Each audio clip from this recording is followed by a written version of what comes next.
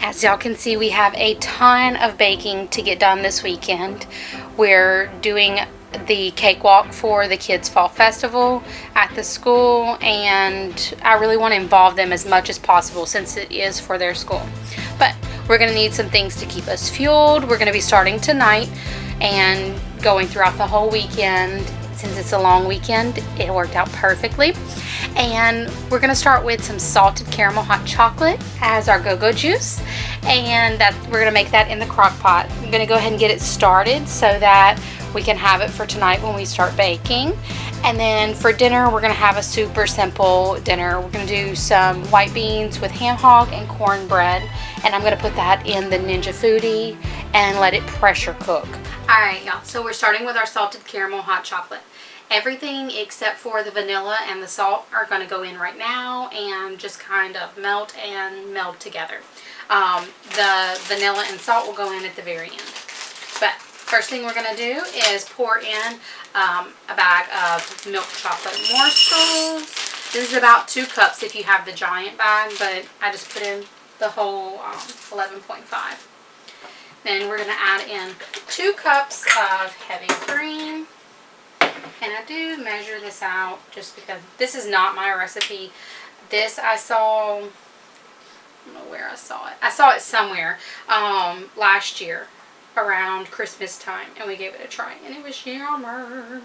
So we're making it again. But I don't remember where I saw it. It had to be something probably on Facebook or Pinterest.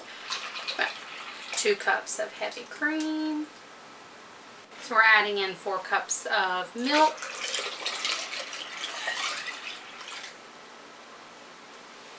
And then we're going to add in 3/4 of a cup of caramel syrup. So I'm going to finish off this one and then we'll start on this one, just so we're not wasting anything. I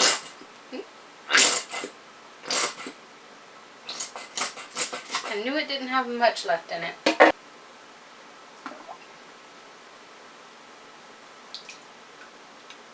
And that is it. We'll come back in a little bit and stir it around and let those flavors come together. But right before we finish it, we'll add in a little bit of vanilla, a little bit of salt to make it that salted vanilla or salted caramel hot chocolate. We'll move over to the white beans. Alright y'all, so now it's time to get the white beans going. First thing I'm going to do is I have 5 cloves of garlic that I've just smashed and peeled. We're going to drop that in. We're going to drop in one of our smoked ham hocks. We're going to go with the big one, and I'm going to save the little one for another time. We've got a pound of dry Great Northern beans.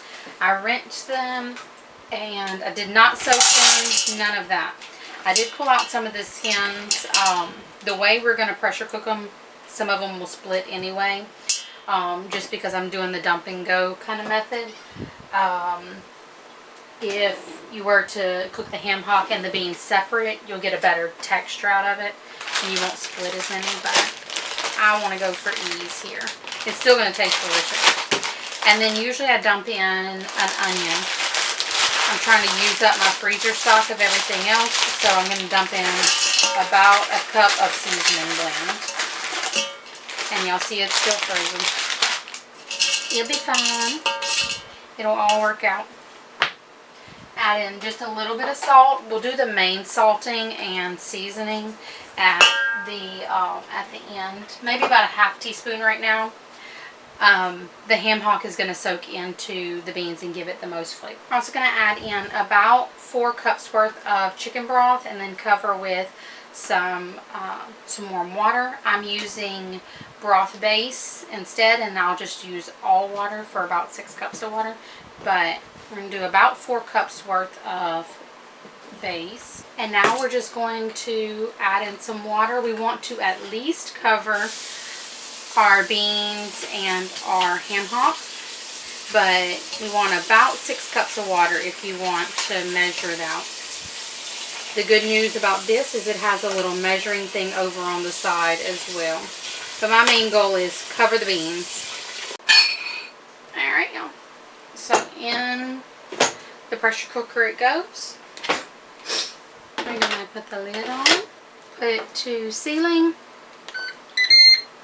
We'll go pressure cooker, high, and we're going to take it up to 55 minutes. And then we're also going to let it naturally release.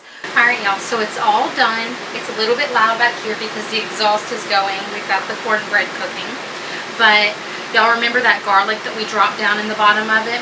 We're going to just kind of spoon around looking for those pieces and smash them up against the side. They will smash very easily. They're going to be super soft. Woo! I say that and then I just caught a piece of that ham. But smash it up against the side and then we're just going to stir it all in. It looks like some pieces may have broken up on their own. But just get it smashed around and pull the pieces off of the pork. You see how easy it is to get it pulled apart. This was a smoked pork hock, also, or ham hock, whatever you want to call it. So yummer. Yeah. But we're going to taste test it and see what we need to add to it as far as seasonings go.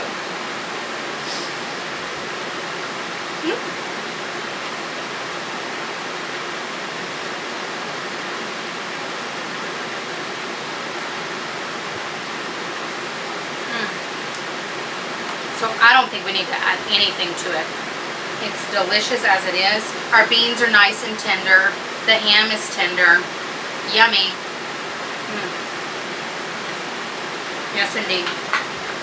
So, we're just going to wait for our cornbread to get finished. We'll spoon it all out and enjoy dinner. And we're going to take our hot chocolate with us to karate. And hopefully it will give us some energy for that. And also for our nighttime cooking once we get home. So we'll see y'all another day.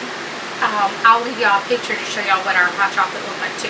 Remember, if you're making the hot chocolate, you need about half a teaspoon of salt.